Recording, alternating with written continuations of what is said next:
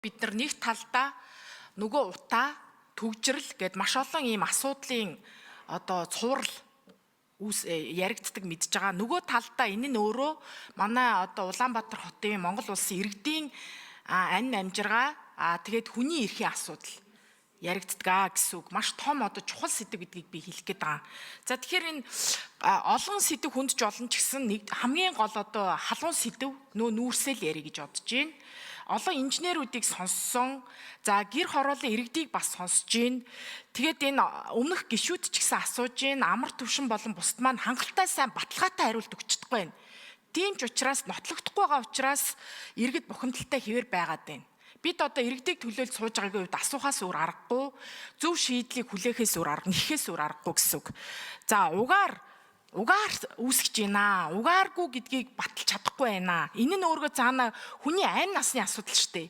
Дахиад хүүхэд өрх гэр бүл хүн бурхан болчлоо гэдэг юм сонсоод сууж явах гэдэг айдас байна.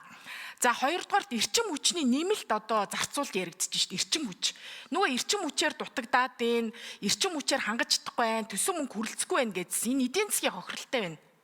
За гуравдугаарт нь мэдээж түрүүн хүмүүсээс яриад энэ шуудаа тутмаас 20,000 төгрөгийн алдагдaltaй гэдэг чи ямар ч 10 жилийн хөвгт ч гэсэн би ингэж хохирмооргүй байна гэж сууж ах хэрэгтэй үстэй.